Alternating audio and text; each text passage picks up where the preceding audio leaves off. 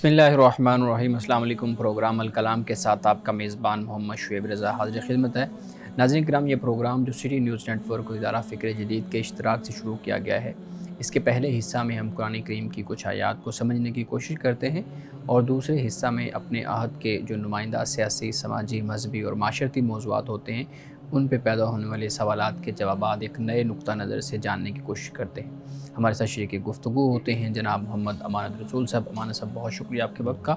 मेरी मुआवनत के लिए मौजूद हैं जनाब शारिक रसूल। शारिक, बहुत शुक्रिया आपके वक्त का। नाज़रीन किराम, आपकी स्क्रीन पे हमारा व्हाट्सएप नंबर आ रहा होगा, आप अपने सवालात हमें उस व्हाट्सएप नंबर पर भेज सकते हैं। हम इंशाल्लाह आपके सवालात को ज़रूर एड्रेस करेंगे। अमानत साहब, मैं आपसे गुजारिश करूँगा कि अपनी गुफ्तगू का आगाज़ कीजिए। बिस्मिल्लाहिर्रहमानिर्रहीम। ख़वातीन व हज़रात, आज हम हामान के मुताल्लिक़ बात करेंगे, जहाँ पे हज़रत मूसा अलैहिस्सलाम का ज़िक्र होता है, हज़रत मूसा अलैहिस्सलाम के वाक़े का और आपकी ज़िंदगी और तबलीगी मसाई का ज़िक्र होता है। वहाँ पर मुख्तलिफ़ मकामात पर हामान का ज़िक्र भी आता है। हामान कौन था? इसके अलावा एक और करैक्टर और किरदार है क़ारून। इंशाअल्लाह हम उस पर भी बात करेंगे कि क़ारून कौन था। तो सबसे पहले ये बात जान लीजिए कि हामान नाम नहीं था, ये एक लक़ब था। जैसे फ़िरऔन नाम नहीं है, यानी रामसीस नाम है, और फ़िरऔन एक मर्तबा है, एक डेज़िग्नेशन है, एक ओहदा है कि जिसको मंसूब किया जाता है फ़िरऔन के लक़ब से। इसी तरह हामान, इसका नाम क्या था, लेकिन हमें ये मालूम होता है कि हामान दरहकीकत मजहबी पेशवाइयत का जो नुमाइंदा है और जो एक मनसब है, डेज़िग्नेशन है, उसको हामान, उस शख्स को हामान कहा जाता है। अब ये जो हामान है, इसका मर्तबा और इसका मनसब बादशाह के नीचे था, यानी बादशाह के बाद अगर कोई बाइख्तियार शख्स था जिसके इख्तियारात थे तो वो हामान था। हामान के बारे में कहा जाता है कि मिस्र का सबसे बड़ा जो देवता है उसका नाम आमिन था, और उसका जो सबसे बड़ा पुजारी, उसको फिर हामान इसी निस्बत से और इसी हवाले से कहा जाता था। कुरान मजीद में सूरतुल क़सस, जिस पे आजकल हम बात कर रहे हैं, इसकी आयत नंबर 6, 8 और 38 हामान का ज़िक्र इन 3 आयात में होता है। 6 और 8 हम पहले बयान कर चुके। 38वीं आयत कि जिसमें जब हज़रत मूसा अलैहिस्सलाम ने फ़िरऔन को दीन की दावत दी, तबलीग की, तो फ़िरऔन ने हज़रत मूसा अलैहिस्सलाम का मजाक उड़ाया, तमस्खर किया, और इसी तमस्खर को ही कुरान पाक बयान करता है कि फ़िरऔन ने हामान से ये कहा कि फ़ौक़िदली या हामान अलत्तीनी फ़जअल्ली सरहल्ला अल्ली अत्तालिउ इला इलाही मूसा व इन्नी ला ज़ुन्नुहु मिनल काज़िबीन। कि फ़िरऔन ने ये कहा कि ए हामान, ज़रा ईंटों को पकवा कर मेरे लिए एक ऊंची इमारत तो बनवा दे कि शायद उस पर चढ़ कर मैं मूसा के खुदा को देख सकूं। व इन्नी ला ज़ुन्नुहु मिनल काज़िबीन, लेकिन मैं वैसे मूसा को झूठों में से ख्याल करता हूँ, यानी नऊज़ुबिल्लाह के मूसा अलैहिस्सलाम झूठे हैं। अब यहाँ पर जो ईंटों के पकवाने का ज़िक्र होता है, यानी फ़िरऔन हामान से कहता है, मिस्र में और नैनवा में ये मारूफ़ तरीका था कि वो जब एक इमारत बनाते तो फिर उसको आग से दहकाते थे। जब आग से दहका लेते तो उससे उस इमारत पर कुछ मीनाकारी भी हो जाती, डिज़ाइनिंग भी हो जाती, और फिर वो इमारत, वो तामीर, वो पुख्ता हो जाती थी, यानी बारिश से और हवा से फिर उस पर कोई असर नहीं होता था। तो अब फ़िरऔन ने हामान से ये कहा, जिससे मालूम ये होता है कि एक तो हामान का मजहबी किरदार था, यानी वो मजहबी पेशवा था, और दूसरी तरफ ये नज़र आता है कि वो इमारात और तामीरात को भी जानता था। फ़िरऔन ने हामान से इसलिए कहा, यानी एक पहलू हमें ये भी नज़र आता है कि चूँकि ये एक मजहबी मसला था, हज़रत मूसा अलैहिस्सलाम ने अल्लाह की तरफ बुलाया था, दावत दी थी, तबलीग की थी, तो फ़िरऔन ने क़ारून से नहीं हामान से कहा, क्योंकि हामान एक मजहबी पेशवा था, मसला मजहबी था।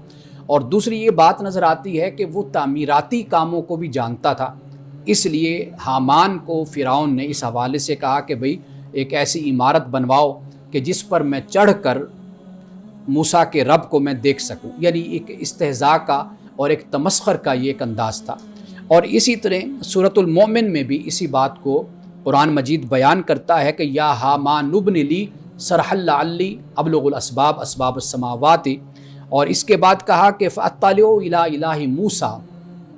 یعنی اس کے بعد حضرت موسیٰ علیہ السلام کے حوالے سے یہ کہا کہ یہاں پر بھی اسی بات کو بیان کیا کہ اے حامان تم ایک عمارت بنوا دو، یعنی محل تعمیر کروا دو، اور تاکہ میں پھر اس کے اطراف میں چڑھ کر دیکھ سکوں اور موسیٰ کے رب سے میں کلام اور بات کر سکوں، لیکن کہا کہ ہم اسے جھوٹوں میں سے خیال کرتے ہیں۔ اسی طرح سورۃ العنکبوت میں اللہ سبحانہ و تعالیٰ نے قارون کا بھی ذکر کیا، حامان کا بھی ذکر کیا اور فرعون کا بھی ذکر کیا، اور یہ کہا کہ ان لوگوں نے حضرت موسیٰ علیہ السلام کا تکبر میں انکار کر دیا، اور ان کا خیال یہ تھا کہ یہ اللہ تعالیٰ کی اختیار سے اللہ تعالیٰ کے اور اللہ تعالیٰ کی حدود سے یہ باہر نکل جائیں گے، لیکن فرمایا کہ یہ اللہ تعالیٰ کی ریاست اور حکومت سے یہ لوگ باہر نہیں نکل سکے، یعنی اللہ کی پہنچ سے باہر نہیں جا سکے، تو پھر ان پر عذاب اترتا ہے۔ ناظرین کرام، یہ حامان کے بارے میں 1799 کے بعد ہمیں یہ معلوم ہوتا ہے، اس لیے کہ 1799 سے پہلے جو مصر کی اینٹیں تھیں، مصر کے لوح تھے، کتبے تھے، تحریرات تھی، وہ پڑھی نہیں جا سکی تھی، لیکن 1799 کے بعد جب ان کتبوں کو اور ان تحریرات کو پڑھا گیا تو اس سے معلوم یہ ہوا کہ حضرت موسیٰ علیہ السلام کے زمانے میں حامان ایک کردار موجود تھا اور وہ مذہبی پیشوا تھا، اس لیے کہ اتنے طویل عرصے میں اسلام کے اس بیان پر، قرآن کے اس بیان پر بہت سے لوگوں نے اعتراضات بھی کیے، منکرین اسلام نے اس پر اعتراضات کیے، مستشرقین نے اعتراضات کیے۔ ان کا کہنا یہ تھا کہ جو حامان ایک کردار اور کریکٹر ہے، یہ کردار در حقیقت حضرت موسیٰ علیہ السلام سے صدیوں بعد کا کردار اور کریکٹر ہے، یعنی جو ایران کا بادشاہ تھا اور بنی اسرائیل کا جو دشمن تھا اور مخالف تھا، یہ اصل میں وہ ہے حامان۔ لیکن 1799 کے بعد جب یہ کتبے اور یہ تحریرات پڑھی جانے کے قابل لوگ ہوئے اور انہوں نے اس کو پڑھا تو پھر ان کو ان کتبوں سے یہ معلوم ہوا کہ نہیں، ایسی بات نہیں ہے کہ یہ حامان جو ایک شخص تھا، یہ ایک منصب تھا، ایک عہدہ تھا، یہ حضرت موسیٰ علیہ السلام سے صدیوں بعد کا نہیں، بلکہ حضرت موسیٰ علیہ السلام کے زمانے میں بھی یہ کریکٹر اور یہ کردار موجود تھا۔ جیسے فرعون کے بارے میں ہے، قرآن پاک نے کہا کہ ہم نے اس کو رکھ چھوڑا ہے، فرعون کے جسم کو، اس کی لاش کو لوگوں کی عبرت کے لیے۔ اسے سورۃ یونس میں بیان کیا گیا۔ بہت سالوں تک اس پر بحث چلتی رہی اور لوگوں نے اس پر بڑے اعتراضات کیے کہ دیکھو قرآن پاک نے یہ بیان کر دیا، لیکن کئی سو سال کے بعد یہ پھر معلوم ہوا کہ واقعی جو قرآن پاک نے بات بیان کی تھی یہ بات حق ہے اور یہ بات سچ ہے۔ اسی طرح حامان کے حوالے سے بھی کئی سو سال تک یہی بحث چلتی رہی اور مستشرقین کی طرف سے اور دوسرے لوگوں کی طرف سے یہ کہا گیا کہ دیکھو قرآن پاک میں ایک ایسے کریکٹر کا ذکر کیا ہے کہ جو قرآن پاک کے زمانے یعنی حضرت موسیٰ علیہ السلام کے زمانے میں موجود ہی نہیں تھا، اور یہ بات کی پیداوار ہے، قرآن پاک نے اس کو بیان کیا، اور پھر مستشرقین نے اور دیگر لوگوں نے رسول اللہ صلی اللہ علیہ وسلم پر نعوذ باللہ اس طرح کی باتیں بھی کی۔ لیکن 1799 کے بعد یہ حقیقت کھل کر واضح ہو گئی کہ واقعی حضرت موسیٰ علیہ السلام کے زمانے میں حامان نام کا کریکٹر، ایک مرتبہ اور ایک منصب اسی طرح موجود تھا جس طرح فرعون تھا اور جس طرح قارون اس وقت موجود تھا۔ جی بہت شکریہ مانی صاحب۔ مانی صاحب، بات ہو رہی ہے حامان پہ، قارون پہ، فرعون پہ، تو ہمارے ہاں ایک بحث، میں جب یوٹیوب پہ اس کو سن رہا تھا تو مختلف ویڈیوز مجھے ملی، اس کے اندر فوکس یہ تھا کہ جو فرعون کے ایمان نہ لانے کا جو معاملہ ہے وہ حامان کی وجہ سے ہے۔ فرعون کو ایک ان ویڈیوز کے اندر، ان تحریر کے اندر جی ایک ایسی شخصیت بنا کے دکھایا گیا کہ اس کی اپنی انڈیپینڈنٹ کوئی رائے نہیں تھی، انڈیپینڈنٹ وہ نہیں تھا، بلکہ وہ حامان پہ ڈیپینڈنٹ تھا۔ اور اب اس سارے معاملے کو جو آگے لے کے جانے والا ہے، یا خدا کی انکار کرنے کا معاملہ ہے، یا موسیٰ علیہ السلام کی بات کو جھٹلانے کا معاملہ ہے، وہ حامان کی وجہ سے ہی سارا ہوا ہے۔ جی تو اس میں پھر فرعون کس چیز کا ذمہ دار ہے؟ لیکن ہم دیکھتے ہیں کہ قرآن میں تو فرعون کا ذکر زیادہ ہے، حامان کا ذکر کم ہے۔ اچھا، پہلی بات تو یہ ہے کہ دیکھیے، انسان بحیثیت فرد کے، اللہ نے انسان کو عقل کی دولت دی ہے، انسان کو شعور دیا ہے۔ سب سے پہلے اللہ سبحانہ و تعالیٰ انسان کی اس کوالٹی کو ایڈریس کرتا ہے۔ ٹھیک، آپ اللہ نے وحی نازل کی،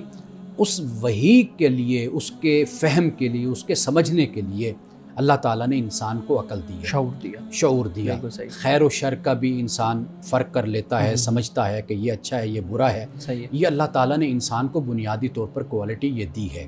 اچھا، پھر انسان کو اللہ نے اختیار اور ارادہ بھی انسان کو عطا کیا۔ اب فرعون کو اگر آپ دیکھیں تو فرعون جو سیاست بھی کر رہا ہے، جو حکومت بھی کر رہا ہے، جس کو اپنے سارے مفادات کا پتہ ہے، وہ حامان کے کہنے پر وہ گمراہ ہو جاتا ہے، جبکہ حامان سے کہیں زیادہ، یعنی حامان کا جو بیان ہے، جو اس کی مذہبی پیشوائیت ہے، وہ صرف اور صرف گھومتی ہے اس کے اپنی ذات کے گرد، ٹھیک ہے، یعنی اپنا مرتبہ، اپنا منصب، اور جسے ہم کہتے ہیں کہ سوسائٹی پر اپنی منوپلی، اپنی اجارہ داری، وہ اس کا سارا وہ کردار ہے۔ دوسری طرف حضرت موسیٰ علیہ السلام جیسی شخصیت موجود ہے، اور وہ جو دلائل دے رہے ہیں، جو معجزات دکھا رہے ہیں، جو آیات بینات سامنے بیان کر رہے ہیں، تو اگر کوئی انسان صاحب شعور ہو اور عقل رکھنے والا اور غیر جانبدار طریقے سے جائزہ لے تو وہ خود بخود ایمان لانے کی طرف راغب ہوتا ہے۔ تو فرعون در حقیقت خود مکلف ہے، جیسے ہر انسان مکلف ہے کہ وہ اس بات کو دیکھے، سمجھے کہ سچ کہاں پر ہے، حق کہاں پر ہے، وہ اس کو قبول کرے۔ تو یعنی ایک شخص کا دماغ زندگی کے سارے معاملات میں چلتا ہے، لیکن آ کر اس کا دماغ صرف مذہب اور دین پر آ کر بند ہو جاتا ہے۔ تو میرا خیال ہے کہ یہ رویہ جو ہے یہ درست رویہ نہیں ہے۔ ٹھیک ہے ناظرین کرام، یہاں وقت ہوا چاہتا ہے ایک بریک کا، ہمارے ساتھ رہیے گا۔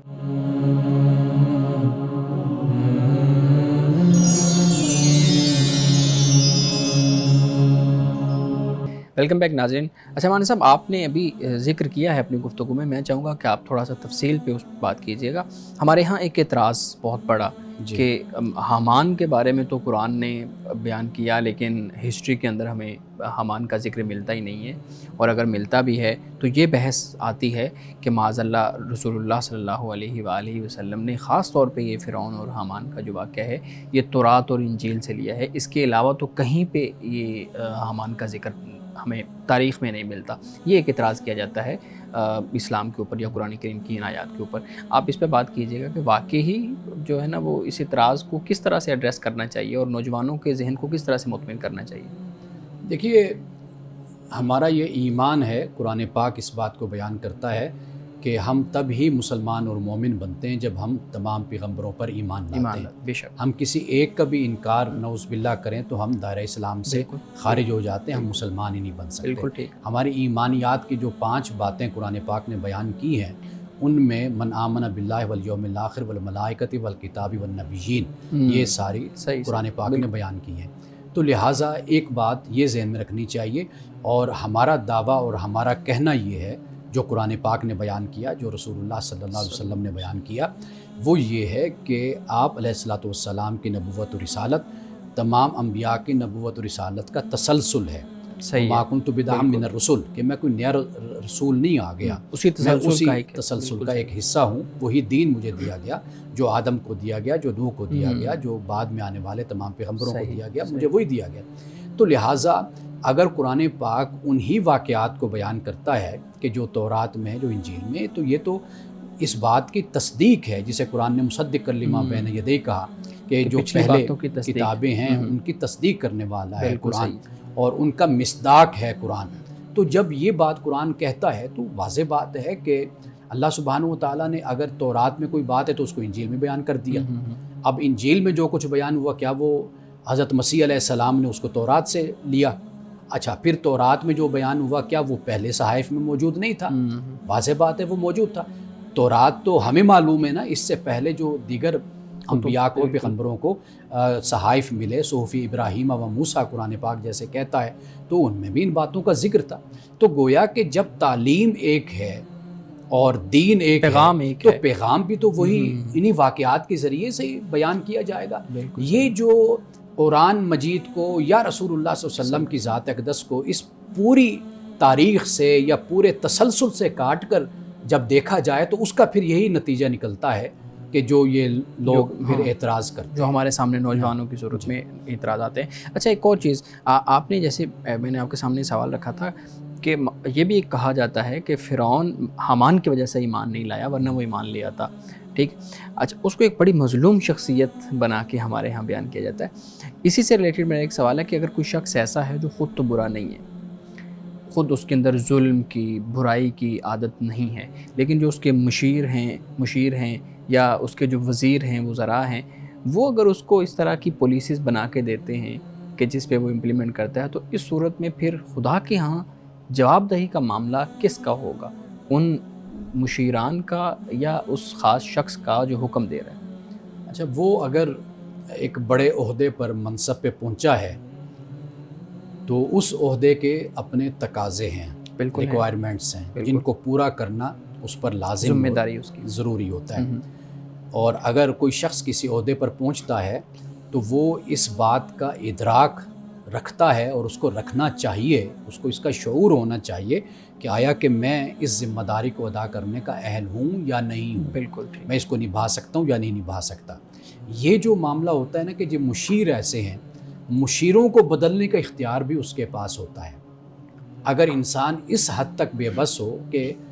وہ نہ چاہتے ہوئے بھی ظلم کا ارتکاب کر رہا ہے, زیادتی کر رہا ہے اور اپنے عہدے کے ساتھ انصاف نہیں کر رہا, تو میرا خیال ہے کہ جو اخلاقی تقاضا پھر ہوتا ہے وہ یہی ہوتا ہے کہ اس منصب کو اور اس عہدے کو چھوڑ دینا چاہیے. لیکن انسان جب کسی ذمہ داری کو لیتا ہے اس کو پورا اس کا ادراک ہونا چاہیے کہ بھئی اس کے ساتھ مجھے کیا کیا ذمہ داریاں مل رہی ہیں جو مجھے ادا کرنی ہیں. اگر میں اس میں ناکام ہوتا ہوں تو آپ دیکھ لیجئے کہ جب پکڑے جاتے ہیں تو پھر وہی ذمہ دار پکڑے جاتے ہیں. کوئی نہیں پوچھتا کہ اس کا مشیر کون تھا, اس کے ساتھ کون تھا, ان کی کوئی نہیں, نام اسی کا لیا جاتا ہے جو اس عہدے پر موجود ہوتا ہے. کہ مثلا حکومت ہے تو فلاں کی حکومت کہا جاتا ہے. اب اس کے مشیر ہیں, اس کے ساتھ چلنے والے ہیں, ان کو کوئی پوچھتا بھی, ان کو نام بھی کوئی نہیں لیتا.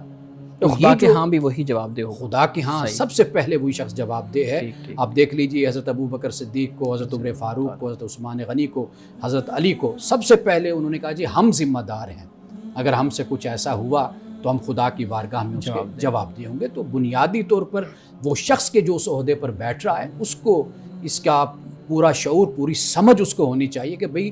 ہر چیز کا میں ہی ذمہ دار ہوں اور مجھے خدا کی بارگاہ میں جواب دینا ہے. بالکل ٹھیک ہے. امان صاحب, ایک سوال بہت اہم بھی ہے اور ہمارے معاشرے سے متعلق بھی ہے. ہمارے ہاں مختلف جب ابحاث ہوتی ہیں تو اس میں بعض اوقات الفاظ ایسے ہمارے سامنے آتے ہیں جو کسی کے لیے غیر مناسب الفاظ ہوتے ہیں, یا آپ کہہ لیں کہ اوورآل جو ہے نا مذہبی لوگوں کے لیے وہ غیر مناسب ہیں, یا اوورآل مسلمان کے لیے ایک غیر مناسب الفاظ ہیں کہ یہ الفاظ مذہب کے حوالے سے نہیں بولنے چاہیے. لیکن ہمارے یہاں جب علمی ڈیبیٹس ہوتی ہیں تو اس میں کچھ چیزیں ایسی ہوتی ہیں جو علمی لوگوں کو تو معلوم ہوتا ہے کہ یار یہ ان الفاظ کی سنگینی یا ان الفاظ کی جو انٹینسٹی ہے وہ کتنی ہے, لیکن پبلک کو معلوم نہیں ہوتا. تو پھر ایسا ہوتا ہے کہ پبلک کی طرف سے اور طرح کا ریئیکشن آتا ہے, علماء کی طرف سے اور طرح کا ریئیکشن آتا ہے. ہمارے ہاں بعض اوقات گستاخی کے معاملات آ جاتے ہیں, معاذ اللہ, اسی طریقے سے اور چیزیں آ جاتی ہیں. تو دیکھنے میں آیا ہے کہ کچھ لوگوں کو تو بالکل ہی فوراً سزا دے دی جائے اور پبلک ان کو سزا دے دے, پبلک جو ہے نا وہ ان کا انجام کر دے. کچھ لوگوں کو ریاست کی تحویل میں دے دی جاتا ہے اور کچھ لوگوں کو بالکل اسی وقت معافی یا ایک الگ طریقہ اپنایا جاتا ہے. بنیادی طور پہ سوال میرا یہ ہے کہ اگر ہمارے سامنے کوئی اس طرح کا معاملہ آتا ہے تو علماء کا, جو پڑھے لکھے افراد ہیں, اسکالرز ہیں, ان کا رویہ کیا ہونا چاہیے, پبلک کا رویہ کیا ہونا چاہیے, اور جو پبلک کے اندر ایک زہر پھیل چکا ہے ہماری سوسائٹی میں,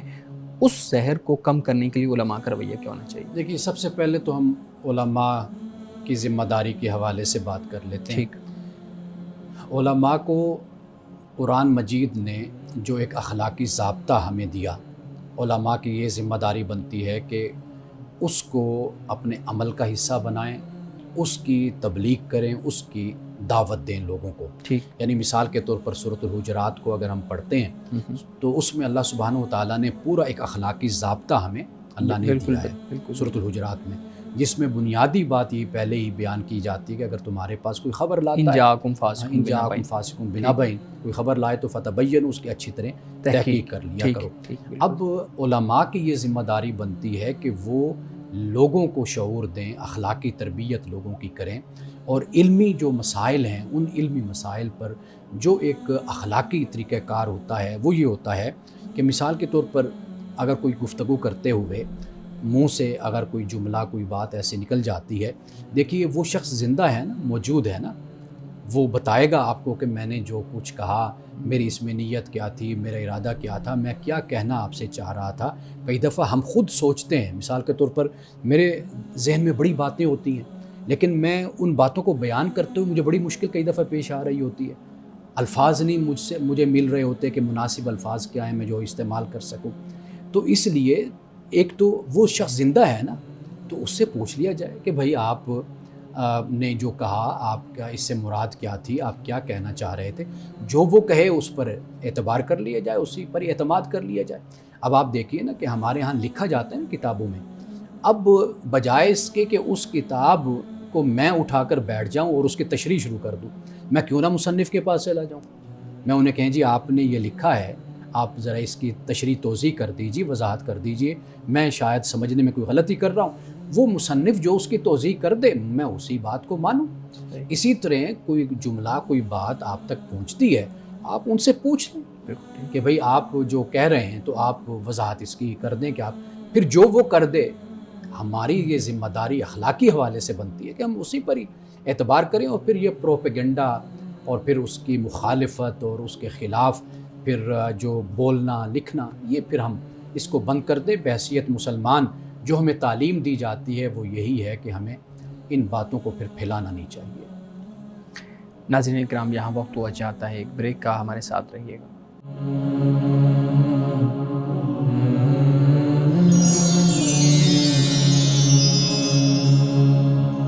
ویلکم بیک ناظرین۔ ہمارے صاحب، آپ بڑی خوبصورت بات کر رہے تھے کہ علماء کا طریقہ کار اور رویہ کیا ہونا چاہیے۔ ہم نے دیکھا ہے ریاست کے اندر ہمارے ہاں اردو میں جب تقریر کی جاتی ہے، پنجابی میں، پشتو میں، یا اس طرح مختلف جو ہمارے ہاں نیٹو زبانیں ان میں تقریر کی جاتی ہے، سیاسی زعماء تقریر کرتے ہیں، سیاسی قائدین تقریر کرتے ہیں، تو ان کے منہ سے کئی ایسے الفاظ نکلتے ہیں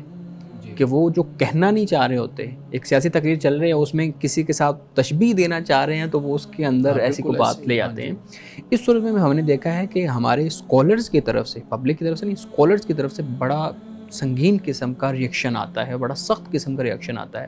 ٹھیک ہے، اور اس کے اوپر پھر گستاخی کے معاملات اور یہ چیزیں ہیں، اور پھر پبلک تو ان علماء کے پیچھے چلنے والی ہوتی ہے، یا آپ کہہ لیں کہ پبلک تو پھر کسی چیز کو نہیں دیکھتی، پبلک تو کبھی کسی کو مار دیا، کبھی کسی کو مار دیا۔ اب آپ بتائیے گا کہ اگر سیاسی زعماء اس طرح کا کوئی معاملہ کر لیں، کوئی جو سماجی رہنما ہیں وہ اس طرح کا کوئی معاملہ کر لیں، تو پھر ہمیں کس طرح کا رویہ اختیار کرنا چاہیے؟ دیکھیے، میں نے وہی عرض کیا نا کہ علماء بنیادی طور پر اس کے ذمہ دار ہیں کہ وہ لوگوں کی تربیت اس طرح کریں، تعصب سے باہر نکل کر، عصبیت سے باہر نکل کر، اپنی گروہ بندی سے باہر نکل کر صحیح، ایک اصول، ایک ضابطہ، جو طریقہ کار ہمیں اللہ کے دین نے دیا، جو ہمارے ملک کے اندر جو قانون موجود ہے، اس کی جب تک جسے کہتے ہیں کہ اوبیڈینس جس کو کہتے ہیں، اور جس کو قانون کا احترام، عمل اور درآمد قانون پر عمل کرنا، جب تک یہ مزاج ہم لوگوں کا پیدا نہیں ہوتا، اس وقت تک پاکستان میں جو حالات ہیں وہ نارمل نہیں ہو سکتے۔ یہ آپ کو آئے دن پھر اس طرح کے اور کیسز آپ کے سامنے آتے رہیں گے۔ ایک تو یہ بات ہے، دوسرا یہ کہ علماء اپنے اندر سے ایک نظام کو مضبوط کریں، ایک سسٹم کو، یعنی وہ طریقہ کار اختیار کریں کہ جس میں لوگوں کی جان، ان کی مال، ان کی عزت، ان کی آبرو محفوظ رہے۔ بالکل صحیح۔ جذباتی تقاریر وہ کبھی بھی مسئلے کو حل نہیں کرتی، بلکہ وہ مسائل میں اضافے کا باعث بنتی ہیں۔ تو لہٰذا عوام کی تربیت بھی علماء ہی کے ذریعے سے ہونی ہے کہ عوام کی تربیت علماء کریں، ان کو بتائیں کہ اگر خدا نخواستہ کسی شخص کے منہ سے ایسی کوئی بات نکل جاتی ہے، وہ اس بات کا حقدار ہے، اس کا حق ہے کہ آپ اس سے پوچھیں کہ بھئی آپ نے جو کہا، آپ کے کہنے کا مقصد کیا تھا۔ ایک بات یہ، دوسرا یہ کہ ایک نیا ٹرینڈ آپ نے دیکھا ہوگا کہ جس پر الزام آیا وہ بیچارہ کہتا رہتا ہے کہ بھئی میرا اکاؤنٹ ہیک ہو گیا، لوگوں نے پتہ نہیں کون تھے کہ جنہوں نے میرے اکاؤنٹ پر یا یہ چیزیں شیئر کر دیں، میرے وال پر یہ چیزیں شیئر کی ہیں، میرا ان سے کوئی تعلق نہیں ہے۔ اس کے باوجود بھی اس کو بخشا نہ گیا، اس کو چھوڑا نہ گیا۔ تو یہ جو طریقہ ہے، یہ بھی علماء لوگوں کو سمجھائیں، لوگوں کو بتائیں کہ دیکھو، جب تک ایک مسئلہ کلیئر نہ ہو، پھر یہ ہے کہ آپ کوئی جنگل میں نہیں رہ رہے، یہاں پر ایک پوری ریاست ہے، اس کا قانون ہے، اس کا ضابطہ ہے۔ جب کوئی ایسا معاملہ ہوتا ہے تو ہمارے پاس ادارے موجود ہیں کہ جو اس کی پروسیڈنگ کرتے ہیں اس کو لے کر آگے چلتے ہیں، تو یہ طریقہ کار ہے. اس کو جب تک ہم اختیار نہیں کریں گے پاکستان میں پھر بہت مشکل ہو جائے گا کہ ہم امن کے ساتھ اور سکون کے ساتھ ہم رہ سکیں. بالکل ٹھیک ہے، بہت شکریہ امانی صاحب. جی شارق، آپ کے پاس بھی کچھ سوالات ہوں گے، پلیز امانی صاحب کے ساتھ. بہت شکریہ. میرا بنیادی طور پر یہ سوال ہے کہ ہمارے ہاں جو آئے دن مذہبی ابحاث پائی جاتی ہیں سوشل میڈیا پر، ان کا ہماری عملی زندگی سے کیا تعلق ہے؟ یعنی کہ اگر ہم یہ دیکھیں کہ اگر اس حوالے سے بات کی جائے کہ مذہب چھوڑ رہے ہیں نوجوان اور اس کا سوسائٹی پر کیا ایفیکٹ ہو رہا ہے یا کیا مورل کرائسس پیدا ہو رہا ہے، تو پھر تو یہ جائز لگتا ہے کہ یہ ڈیبیٹ ہونی چاہیے. لیکن وہ باتیں جیسے طاغوت کی بحث ہو گئی، اس طرح کی مزید کئی ابحاث ہوتی ہیں، ان کا ہماری عملی زندگی سے کیا تعلق ہے؟ دیکھیے، پہلی بات تو یہ ہے کہ یہ نقطہ بڑا اہم ہے کہ ہمیں یا تو ہمارے مسائل بالکل حل ہو گئے ہوں یا کم مسائل ہوں تو چلیں ہم ان علمی مسائل پر مباحث پر بھی بات کرتے ہیں ہم، لیکن ہمارے ہاں معاشرتی سطح پر بہت ایشوز ہیں، معاشی سطح پر بھی بہت ایشوز ہیں، اخلاقی سطح پر بھی بہت ایشوز ہیں. ہمیں ہمیشہ وہ علماء ہوں، وہ اہل علم ہوں، اہل دانش ہوں، یا جن کو لوگ سنتے ہیں، ان کو چاہیے کہ وہ ان مسائل کو ہمیشہ ڈسکس کریں کہ جو لوگوں کی زندگی کو سنوارنے کا باعث بنے. یعنی یہ جو مسائل ہمارے ہاں جن کی طرف آپ نے اشارہ کیا، ان کا لوگوں کی زندگی سے کوئی بھی تعلق نہیں ہے. بالکل. تو لہٰذا کوشش ہماری ہونی چاہیے کہ ہم ان مسائل پر بات کریں کہ جن مسائل کا تعلق ہماری تربیت کے ساتھ اور ہمارے اخلاق کے ساتھ ہے. یعنی ایک تو یہ پہلو ہو جاتا ہے. دوسری بات جو ہے وہ یہ ہے کہ ہمارے ہاں بہت سے ایشوز ایسے ہیں کہ اگر ان ایشوز پر، ان مسائل پر صبر کے ساتھ، تحمل کے ساتھ غور و فکر کیا جائے، تدبر تفکر کیا جائے، تو ان مسائل کو بہت ہی اچھے طریقے سے بھی سوسائٹی کی تربیت کے لیے استعمال کیا جا سکتا ہے. یعنی مثال کے طور پر کوئی مسئلہ، علمی مسئلہ ہے، علمی مسائل تو معاشروں میں ہوتے ہیں، وہ تو ڈسکس آپ کبھی بھی اس کو بند نہیں کر سکتے. اصل چیز کیا ہے وہ یہ ہے کہ آپ اختلاف کو رواج دیں اور اختلاف آپ سنجیدگی کے ساتھ، متانت کے ساتھ کریں اور اس کے آداب کو پیش نظر رکھیں. یہ کبھی بھی ایسا نہیں ہو سکتا کہ آپ علمی مسائل کو ختم کر دیں اور وہ کبھی ڈسکس نہ ہوں. وہ کسی نہ کسی سطح پر، چاہے امیچورٹی ہو یا میچورٹی، اس سطح پر وہ مسائل ضرور ڈسکس ہوں گے. لیکن ان کے ذریعے سے بھی لوگوں کی تربیت کی جا سکتی ہے، بجائے اس کے کہ لوگ گالم گلوچ کریں، دوسرے کی ذات پر حملے کریں. ایک ایسا طریقہ اختیار کیا جانا چاہیے کہ بھئی آپ کی رائے ہے تو ٹھیک ہے، میں آپ کی رائے کا احترام کرتا ہوں، لیکن میں آپ سے اس مسئلے پر اختلاف کرتا ہوں. تو میرا خیال ہے کہ ان چیزوں کو بھی ہم اپنی تربیت کا اور معاشرے میں ایک جسے پوزیٹیوٹی کہتے ہیں اس کو عام کرنے کا ایک ذریعہ ہم اس کو ضرور بنا سکتے ہیں. ہمارے معاشرے کا ایک اور المیہ بھی ہے کہ ہمارے ہاں جو لوگ افراد ہیں وہ سوشل میڈیا پر کافی چیزیں جو ہیں وہ کراس چیک کیے بغیر شیئر کرتے ہیں اور آگے پھیلاتے ہیں، اور بعد میں معلوم ہوتا ہے کہ جو کوٹ ہے، جو جس پرسنالٹی کے ساتھ منسوب کیا گیا ہے، یہ ان کا کوٹ ہے ہی نہیں. میں حضرت علی کی مثال دوں گا. حضرت علی کے نام سے کافی کوٹس منسوب کیے جاتے ہیں اور وہ اس طرح کے ہوتے ہیں کہ جن کو میں ابھی بتا بھی نہیں سکتا. تو میں چاہتا ہوں کیا اس کا یہ غیر اخلاقی رویہ نہیں ہے؟ حضرت علی ہیں، شیخ سعدی ہیں، اسی طریقے سے اور مولانا روم ہیں، ان کے نام سے یہاں تک کہ احادیث رسول صلی اللہ علیہ وسلم، یعنی میرا ذاتی تجربہ ہے کہ مجھے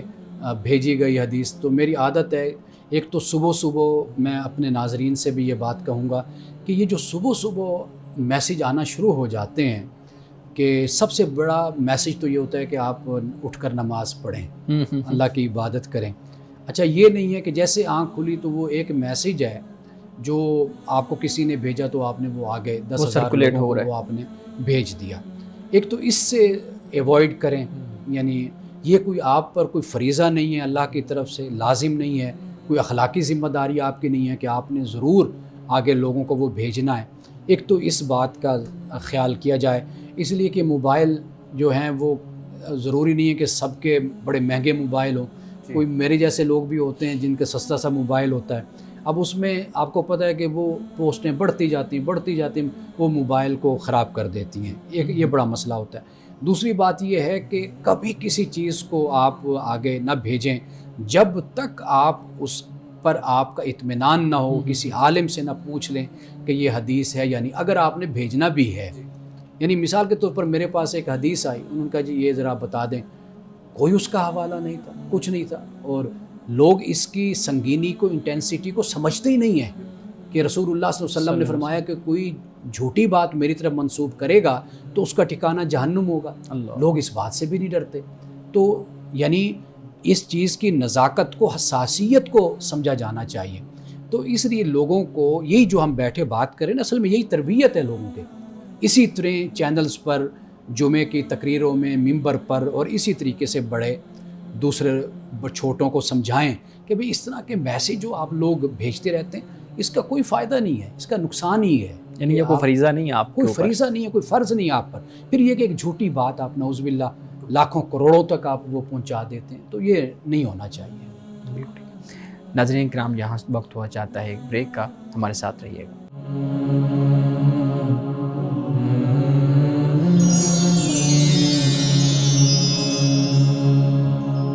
ویلکم بیک ناظرین۔ جب ایک شخص ریاست کے کسی ادارے کے ساتھ منسلک ہو گیا ہے، جی، ٹھیک ہے، وہ کسی عہدے پہ آ گیا ہے، تو اب اس کی جو لائف ہے وہ ٹوٹلی اس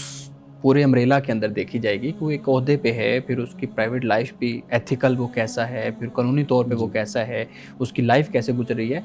اس کا خیال رکھنا بھی تو ریاست کا کام ہے نا، یہ نہ ہو کہ وہ عہدہ کوئی اور ہے، اس کا ادھر سے کوئی اور کام چل رہا ہے۔ دیکھیے،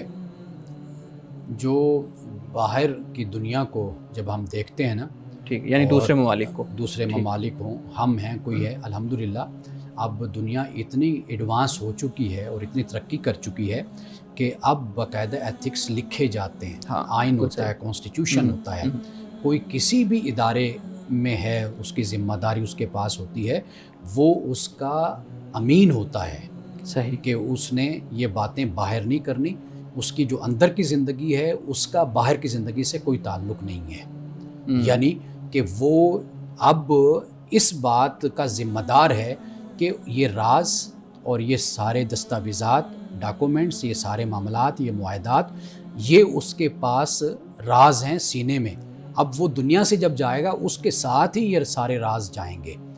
یہ بنیادی بات ہے، اور اس پر دنیا میں ریاستوں میں بڑی بڑی سزائیں مقرر کی جاتی ہیں کہ اگر آپ ایک ادارے میں کام کر رہے ہیں، اب اس راز کو اور ان باتوں کو آپ باہر جا کر لیک کرتے ہیں، تو یہ تو اب دنیا میں سب کچھ طے شدہ باتیں ہیں کہ ان پر کوئی بھی اس طرح کی ڈیبیٹ نہیں ہے کہ ہم یہ کہہ سکیں کہ اگر کسی نے کچھ کر دیا تو خیر کوئی بات نہیں ہوئی۔ اب اس حد تک حساسیت ہے، اس لیے کہ یہ پورا ایک سسٹم ہے ریاست کا کہ جس کو چلانا ہے، اور جس کی انٹیگریٹی کا مسئلہ ہے، جس کے استحکام کا، سالمیت کا، جس کے تحفظ کا مسئلہ ہے۔ اس سے بہت سے، جسے ہم کہتے ہیں کہ چیلنجز پیدا ہونا شروع ہو جاتے ہیں، تو لہٰذا آپ جس بات کی طرف اشارہ کر رہے ہیں، یہ چیزیں تو اب دنیا میں بالکل انڈرسٹوڈ اور دنیا میں طے شدہ باتیں ہیں کہ اس پر ریاستیں عمل کرتی ہیں اور عمل کرواتی ہیں۔ اس حوالے سے ایک سوال کرنا چاہوں گا۔ آپ صلی اللہ علیہ وسلم کے دور میں ہم دیکھتے ہیں اس وقت بھی جاسوسی کا ایک نیٹ ورک موجود تھا اور جاسوس متعین کیے جاتے تھے، تو وہ کس صورت میں کیے جاتے تھے؟ دیکھیے، وہاں پر جنگی حالات تھے،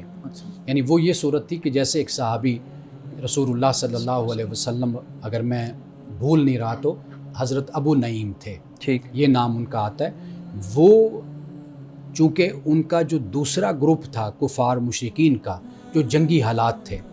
وہاں پر بھی رسول اللہ صلی اللہ علیہ وسلم کے جو یہ صحابی تھے، ان کا ان میں بھی ایک اعتماد تھا، ایک رکھ رکھاؤ تھا، ان کی عزت کرتے تھے۔ تو آپ صلی اللہ علیہ وسلم کی طرف، یعنی مسلمان تھے، مومن تھے، تو وہ باتیں، وہ چیزیں جو معلوم ہو جائیں، کم از کم بندہ اپنے آپ کا دفاع کر لے، اپنا ڈیفینڈ کر لے، تو وہ چیزیں آتی تھی اور ان کا علم حاصل کیا جاتا تھا تاکہ اس کے مطابق پھر پالیسی بنا لی جائے۔ دیکھیے، جو جنگی حالات ہوتے ہیں نا، جنگی حالات میں اس طرح کے اقدام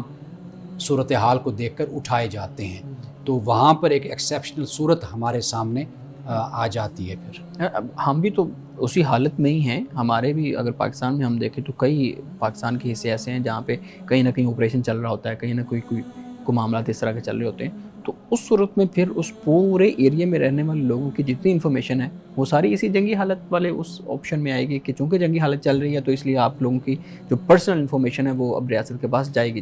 دیکھیے جہاں پر ایسے حالات ہیں تو واضح بات ہے کہ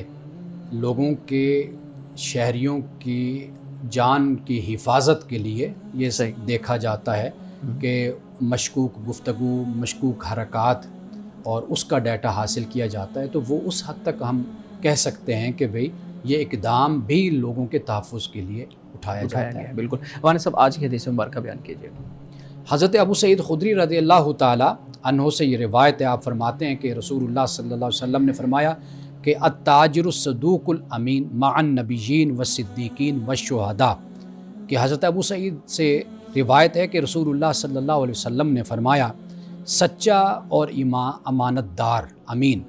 تاجر قیامت کے دن انبیاء کرام، صدیقین اور شہداء کے ساتھ ہوگا. یعنی یہاں پہ ہمیں یہ بتایا کہ جو تجارت ہے اگر یہ امانت اور دیانت کے ساتھ کی جاتی ہے، یعنی سچائی کے ساتھ کی جاتی ہے، جب آپ اپنا سامان بیچتے ہیں تو اس میں دھوکہ دہی نہیں کرتے، آپ جھوٹ نہیں بولتے، ملاوٹ نہیں کرتے، آپ کسٹمر کو، کلائنٹ کو آپ ہر چیز بالکل کلیئرٹی کے ساتھ بتا دیتے ہیں اور پھر آپ اپنی چیز کو بیچتے ہیں امانت کے ساتھ، سچائی کے ساتھ. تو رسول اللہ نے فرمایا کہ اس شخص کا یعنی اس تاجر کا جو مقام اور مرتبہ یہ ہوگا کہ یہ کل قیامت کے دن انبیاء علیہ السلام کے ساتھ ہوگا، شہداء کے ساتھ ہوگا اور صدیقین کے ساتھ ہوگا. تو ناظرین کرام، یعنی کتنا بڑا مرتبہ ایک تاجر کو، ایک بزنس مین کو حاصل ہوتا ہے اگر وہ تجارت سچائی کے ساتھ، دیانت کے ساتھ اور امانت کے ساتھ کرتا ہے. تو مولانا صاحب بہت شکریہ آپ کے وقت کا، آپ کے مدلل گفتگو کا، شارک بہت شکریہ آپ کے سوالات کا. ناظرین کرام، اس دعا کے ساتھ اپنے پروگرام کا اختتام کریں گے. اللہ رب العزت حسن کلام اور تاثیر کلام عطا فرمائے، ہماری زبان کے گروں کو کھول دے اور سننے والوں تک خیر کا پیغام پہنچے. اجازت دیجیے، خدا حافظ.